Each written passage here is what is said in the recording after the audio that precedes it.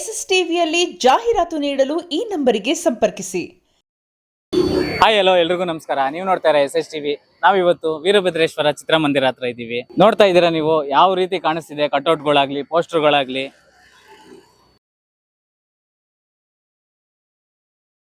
Theatre ಸಿಬ್ಬಂದಿ ಇದ್ದಾರೆ, ಅವ್ರನ್ನ ಮಾತಾಡಿಸ್ತಾ ಹೋಗೋಣ ಬನ್ನಿ.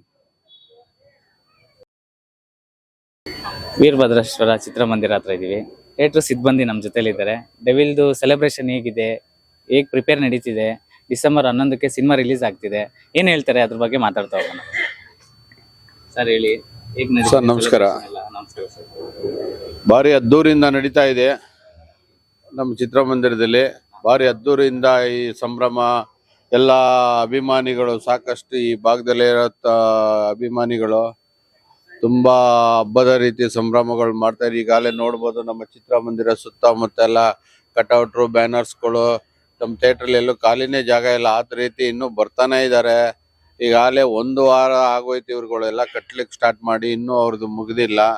ಭಾರಿ ಹಬ್ಬದ ಸಂಭ್ರಮದಲ್ಲಿ ಇಲ್ಲಿನ ಅಭಿಮಾನಿಗಳು, ಈ ಭಾಗದವರು ತುಂಬಾ ಹೆಚ್ಚಿನ ರೀತಿಯಲ್ಲಿ ಸಹಕರಿಸ್ತಾ ಇದ್ದಾರೆ. ನಾವು ಚಿತ್ರಮಂದಿರದಲ್ಲಿ ಈಗಾಗಲೇ ನಾವು ಆಲ್ರೆಡಿ ಶುಕ್ರವಾರದಿಂದನೇ ಎಲ್ಲ ಆನ್ಲೈನ್ ಟಿಕೆಟ್ಗಳು ಕೊಡ್ತಾ ಇದ್ದೀವಿ. ಇನ್ನು ಎಲ್ಲ ಟಿಕೆಟ್ಸ್ಗಳು ಬಂದವ್ರಿಗೆ ಇವತ್ತು ಕೊಡ್ತಾನೆ ಇದ್ದೀವಿ. ಯಾವುದೇ ಇಲ್ಲಿ ತಕರಾರಿಲ್ಲ, ಪ್ರತಿಯೊಬ್ಬರಿಗೂ ಟಿಕೆಟ್ ಸಿಗುತ್ತೆ.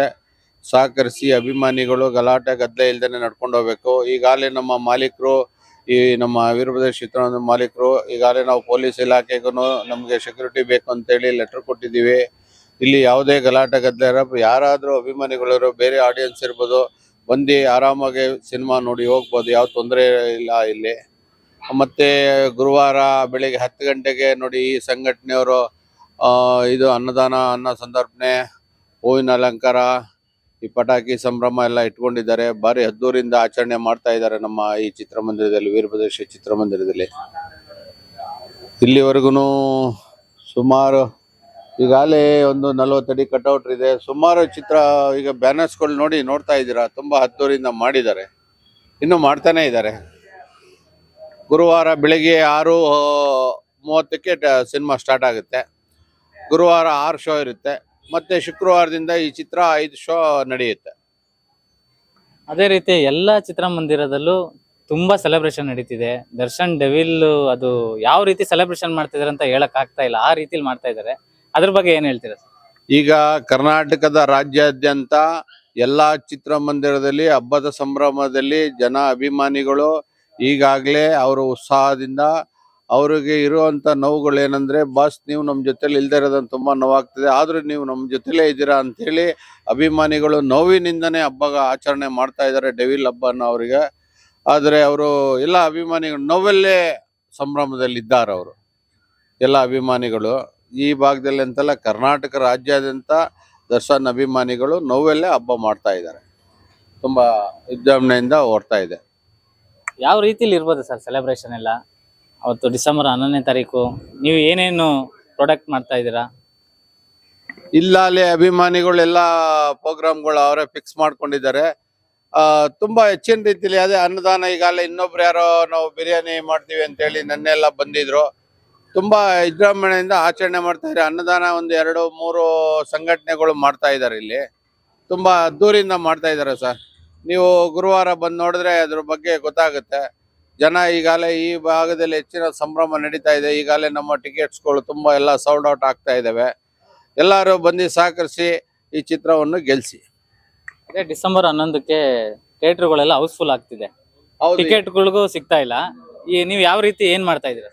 ಈಗ ನೋಡಿ, ಟಿಕೆಟ್ಗಳು ಎಲ್ಲಾ ಚಿತ್ರಮಂದಿರಗಳಲ್ಲಿ, ಮಾಲ್ಗಳಲ್ಲಿ, ಪ್ರತಿ ಒಂದು ಕಡೆನೂ ಭಾರಿ ನೋಡಿ, ಟಿಕೆಟ್ ಆನ್ಲೈನ್ ಬಿಟ್ಟಿದ ತಕ್ಷಣ ಎಲ್ಲಾ ಚಿತ್ರಮಂದಿರ ಎಲ್ಲಾ ಕಡೆನೂ ಸೋಲ್ಡ್ ಔಟ್ ಆಗಿದೆ. 6 ಗಂಟೆ ಶೋದು ಮತ್ತೆ ಬೆಳಿಗ್ಗೆ 10 ಗಂಟೆ ಶೋದನ್ನು ಎಲ್ಲ ಕಡೆ ಫುಲ್ ಆಗಿದೆ.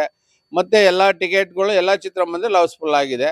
ಈಗ ಕೆಲವು ಥಿಯೇಟರ್ಗಳಲ್ಲಿ ಸ್ವಲ್ಪ ಟಿಕೆಟ್ಗಳು, ಯಾಕೆಂದ್ರೆ ಇನ್ನೂ ಟೈಮ್ ಇದೆಯಲ್ಲ, ಆದ್ರಿಂದ ಅವರು 10 ಗಂಟೆ 6 ಗಂಟೆ ಶೋಗೆ ಮತ್ತೆ 7 ಗಂಟೆ ಶೋಗೆ ಎಲ್ಲ ವೇಟಿಂಗ್ ಲಿಸ್ಟ್ ಅಲ್ಲಿ ಇದ್ದು ಟಿಕೆಟ್ಗಳು ಸೇಲ್ ಆಗ್ತಾ ಇದಾವೆ. ಬಾಕ್ಸ್ ಆಫೀಸ್ ಸುಲ್ತಾನ್ ಅಂತ ಹೇಳ್ತಾರೆ. ಈ ವರ್ಷ ಡಿಸೆಂಬರ್ ಅಲ್ಲಿ ಯಾವ ರೀತಿಲಿ ಕಲೆಕ್ಷನ್ ಆಗ್ಬೋದು, ಎಷ್ಟು ಹೌಸ್ಫುಲ್ ಆಗ್ಬೋದು ಅಂತ ನಿಮ್ಮ ಅಂದಾಜು ಸರ್? ಈಗಾಗಲೇ ನಾವ್ ಹೇಳೋದೇನಂದ್ರೆ, ಕಾಟೇರ ಚಿತ್ರ ಏನು ಹೌಸ್ಫುಲ್ ಪ್ರದಕ್ಷಿಣ ಕಂಡಿತ್ತು, ಈಗ ಕಾಟೇರ ಚಿತ್ರಕ್ಕಿಂತ ಈಗ ಅವ್ರದೇ ಚಿತ್ರ ಇನ್ನೂ ಹೆಚ್ಚಿನ ರೀತಿಯಲ್ಲಿ ಇದು ಬಾಕ್ಸ್ ಆಫೀಸ್ ಕೊಳ್ಳೆ ಹೊಡೆಯೋದ್ರಲ್ಲಿ ಏನು ಅನುಮಾನ ಇಲ್ಲ. ಬರೀ ಚಿತ್ರಮಂದಿರಗಳಲ್ಲಿ, ಯಾಕೆಂದ್ರೆ ಎಲ್ಲಾ ಚಿತ್ರಮಂದಿರ ಹೌಸ್ಫುಲ್ ಪ್ರದರ್ಶನ ಇವಾಗ ಕಾಣ್ತಾ ಇರೋದ್ರಿಂದ ಈಗ ನಾವು ಅದಕ್ಕಿಂತ ಹೆಚ್ಚಿನ ರೀತಿ ಇದು ಈ ಸಿನಿಮಾ ತುಂಬಾ ಬಾಕ್ಸ್ ಆಫೀಸು ಇದು ಮಾಡ್ತಾ ಇದೆ, ಒಳ್ಳೆ ಹೊಡಿತಾ ಇದೆ. ಈಗ ಬ್ಯಾಕ್ ಟು ಬ್ಯಾಕ್ ಸಿನಿಮಾಗಳು ಬರ್ತಾನೆ ಇದೆ. 45 ಬರ್ತಿದೆ, ಮಾರ್ಕ್ ಬರ್ತಿದೆ, ಅದಕ್ಕೆ ಮುಂಚೆ ಡೆವಿಲ್ ಬರ್ತಿದೆ. ಯಾವ ರೀತಿ ಏನ್ ಮಾಡ್ಬೋದು ಅಂತ ಇದೀರಾ ಸರ್? ಬ್ಯಾಕ್ ಟು ಬ್ಯಾಕ್ ನೋಡಿ, ಈಗ ಬ್ಯಾಕ್ ಟು ಬ್ಯಾಕ್ ಬರೋದ್ರಿಂದ ಚಿತ್ರಮಂದಿರಗಳ ಕೊರತೆ ಜಾಸ್ತಿ ಇರುತ್ತೆ. ಈಗ ಶಿವಣ್ಣನ ಚಿತ್ರಕ್ಕೆ ಈಗ ಕೊಡ್ಲೇಬೇಕು. ಈಗ ಸುದೀಪ್ ಅವ್ರ ಚಿತ್ರನ ಅವ್ರು ಹಿಂದೆ ಮುಂದೆ ಎಲ್ಲಾರು ಒಂದು 2-3 ವಾರ ಹಿಂದೆ ಮುಂದೆ ಬಂದಿದ್ರೆ ಎಲ್ಲಾರಿಗೂ ಸ್ವಲ್ಪ ಪ್ರೊಡ್ಯೂಸರ್ಗಳು ಉಳಿದಿರೋರು. ಈ ತರ ಬಂದಾಗ ಏನಾಗುತ್ತೆ ಅಂದ್ರೆ ಯಾರಿಗೂ ದುಡ್ಡು ಆಗಲ್ಲ. ಆದ್ರಿಂದ ಇಷ್ಟು ದಿನ ಈ ತರ ಇದ್ದು ಚಿತ್ರಮಂದಿರಗಳು ಖಾಲಿ ಇತ್ತು. ಈಗ ಏನಂದ್ರೆ ಅವ್ರವ್ರದೇ ಒಂದು ನೇಮಗಳು ಇರುತ್ತಲ್ಲ. ಈಗ ಅವ್ರಿಗೆ 5 ದಿನ ಒಳ್ಳೇದಿರುತ್ತೆ ಅಂತೇಳಿ ಆ ದಿನ ಅವ್ರುಗಳು ಬಿಟ್ಕೊಂತ ಇದಾರೆ. ಏನು ಮಾಡ್ಲಿಕ್ಕೆ ಬರಲ್ಲ, ಯಾಕಂದ್ರೆ ಎಲ್ಲ ಪ್ರೊಡ್ಯೂಸರ್ಗಳು ಸಾಲ ಸೋಲ ಮಾಡಿ ಹಾಕಿರ್ತಾರೆ. ಅವ್ರಿಗೂ ಬಡ್ಡಿ ಕಟ್ಲಿಕ್ಕೆ ಮತ್ತೊಂದು ಇನ್ನೊಂದು 108 ವ್ಯವಹಾರಗಳು ಇರ್ತಾವಲ್ಲ. ಆದ್ರಿಂದ ಅವರು ಆ ಡೇಟ್ಗಳಿಗೆ ಬರ್ತಾ ಇದಾರೆ ಸರ್.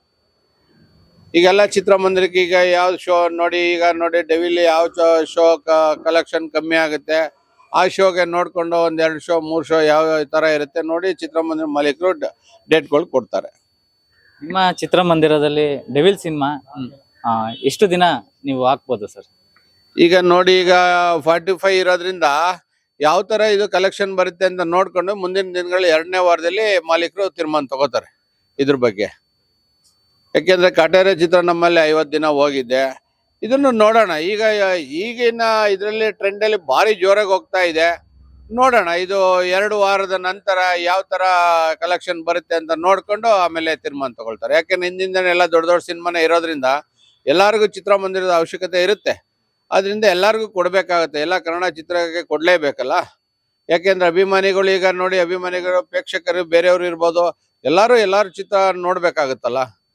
ಆದ್ರಿಂದ ಪ್ರತಿಯೊಬ್ಬರಿಗೂ ಅವಕಾಶ ಕೊಡ್ಬೇಕಾಗತ್ತೆ. ಈಗ ಎಲ್ಲಾ ಚಿತ್ರಮಂದಿರವರು, ಮಾಲ್ನವರು ಪ್ರತಿಯೊಬ್ಬರು ಸಹಕರಿಸ್ತಾರೆ ಅದ್ರ ಬಗ್ಗೆ.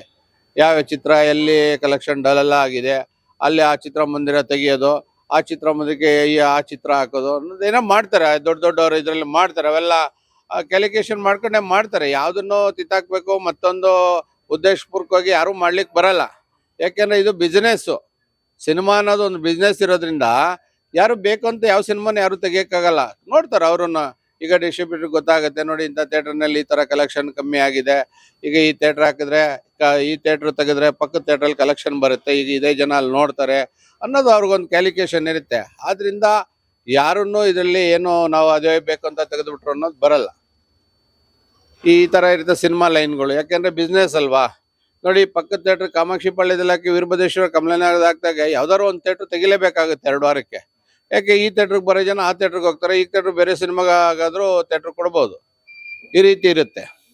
2 ವಾರದ ನಂತರ 24ನೇ ತಾರೀಕು ಒಳಗಾಗಿ ಎಲ್ಲ ತೀರ್ಮಾನ ತಗೋತಾರೆ ಎಲ್ಲ ಚಿತ್ರಮಂದಿರದವರು. ಯಾವ್ಯಾವ ತರ ಇರುತ್ತೆ ಡಿಸ್ಟ್ರಿಬ್ಯೂಟರ್ ಇವರೆಲ್ಲ ಕೂತ್ ಮಾತಾಡಿ ಆ ಚಿತ್ರಕ್ಕೆ ಎಷ್ಟು ಥಿಯೇಟರ್ ನಾವು ಖಾಲಿ ಮಾಡಿಕೊಡ್ಬೋದು, ಯಾವ್ಯಾವ ಥಿಯೇಟರ್ ಕಲೆಕ್ಷನ್ ಕಮ್ಮಿ ಇದೆ ಅಂತ ನೋಡಿ ಫೈನಲ್ ಮಾಡ್ತಾರೆ. ಈಗಾಗಲೇ ಆನ್ಲೈನ್ ಬುಕ್ಕಿಂಗು ಆಗ್ಬಿಟ್ಟಿದೆ, ಸ್ಟಾರ್ಟಿಂಗ್ ಆಗಿದೆ ಆನ್ಲೈನ್ ಬುಕ್ಕಿಂಗ್. ಇವಾಗ ನಿಮ್ಮ ಚಿತ್ರಮಂದಿರದಲ್ಲಿ ಹೌಸ್ಫುಲ್ ಆಗಿದೆಯಾ ಏನು, ಹೇಗೆ? ಈಗ ನಮ್ಗೆ ಗುರುವಾರದ್ದು ಎಲ್ಲಾ 6 ಶೋದು ಹೌಸ್ಫುಲ್ ಆಗಿದೆ. 6 ಶೋನು ಹೌಸ್ಫುಲ್ ಆಗಿದೆ ಗುರುವಾರ. ಹೌಸ್ಫುಲ್ ಅಂದ್ರೆ ಎಷ್ಟಾಗಿರ್ಬೋದು ಸರ್ ಬಜೆಟ್? ಈಗ ಬಜೆಟ್ ನೋಡಿ, ನಾವು ಈಗ ಒಂದು ಶೋಗೆ, ಈಗ 6 ಗಂಟೆ ಶೋಗೆ ನಾವು 400 ರೂಪಾಯಿ 500 ರೂಪಾಯಿ ಟಿಕೆಟ್ ರೇಟ್ ಮಾಡಿದ್ವಿ. ಮತ್ತೆ 10 ಗಂಟೆ ಶೋ ಇಂದ 200-250 ರೂಪಾಯಿ ಮಾಡಿದೀವಿ. ನಮ್ದು ಒಂದು 700 ಚಿಲ್ಲರೆ ಶೀಟ್ ಇದೆ, ಹೋಗ್ತಾ ಇದೆ, ಹೌಸ್ಫುಲ್ ಆಗಿದೆ, ಒಳ್ಳೆ ಕಲೆಕ್ಷನ್ ಬಂದಿದೆ. ಅದೇ ಒಂದು ಅಮೌಂಟ್ 2 ತರ ಇದೆಯಲ್ಲ, ಆ ತರ ಲೆಕ್ಕ ಹಾಕೊಬೇಕಾಗುತ್ತೆ. ಈಗ ಬೆಳಿಗ್ಗೆ 6 ಗಂಟೆ ಶೋ ಒಂದು ರೇಟ್ ಇದೆ, ಮತ್ತೆ ಅಭಿಮಾನಿಗಳದ್ದು ಈಗ ಸಾಯಂಕಾಲ ನಮ್ಮ ಬೆಳಿಗ್ಗೆ 10 ಗಂಟೆಯಿಂದ 200-250 ರೂಪಾಯಿ ಇದೆ ನಮ್ಮ ಚಿತ್ರಮಂದಿರದಲ್ಲಿ. ಆ ಥರ 2 ರೇಟ್ ಇದೆ. ನಮಗೆ ಎಲ್ಲ ಶೋನು ಈಗ ಕ್ರೌಡ್ ಆಗಿದೆ, ಫುಲ್ ಆಗಿದೆ, ಹೌಸ್ಫುಲ್ ಆಗಿದೆ. 6 ಶೋನು ಹೌಸ್ಫುಲ್ ಆಗಿದೆ ಗುರುವಾರ. ಎಲ್ಲರೂ ಅಭಿಮಾನಿಗಳು ಗಲಾಟೆ ಗದ್ದೆ ಇಲ್ದೇನೆ, ನಿಮ್ಮ ಏರಿಯಾ ಥಿಯೇಟರ್ ಇದು, ಈ ಭಾಗದಲ್ಲಿರುವಂಥ ಅಭಿಮಾನಿ ಗಲಾಟೆ ಗದ್ದೆ ಇಲ್ದೇನೆ ಬರುವಂತ ಪ್ರೇಕ್ಷಕರಿಗೆ ನೀವೇ ಸಹಕರಿಸಿ ಇಲ್ಲಿ ಗಲಾಟೆ ಗದ್ದೆ ಇಲ್ದೇನೆ ನೋಡ್ಕೊಳ್ಳೋ ಜವಾಬ್ದಾರಿ ಅಭಿಮಾನಿಗಳದ್ದು, ಈ ಭಾಗದವ್ರದ್ದು. ಇಲ್ಲೇನೇ ಕೆಟ್ಟ ಹೆಸರು ಬಂದ್ರೆ ಮತ್ತೊಂದು ಇನ್ನೊಂದು ಅಂದ್ರೆ ಈ ಭಾಗದವ್ರೆ ಅಂತ ಬರುತ್ತೆ. ಆ ಕೆಲಸ ಮಾಡ್ಕೊಳಕ್ ಹೋಗ್ಬೇಡಿ. ನಿಮ್ ಮೂಲಕ ಕೇಳ್ತಾ ಇದೀನಿ ಈ ಭಾಗದ ಅಭಿಮಾನಿಗಳಿಗೆ. Thank you sir. Okay. SS TV cinema ಜಗತ್ತಿನ ಕ್ಷಣ ಕ್ಷಣದ ಸುದ್ದಿಯೊಂದಿಗೆ.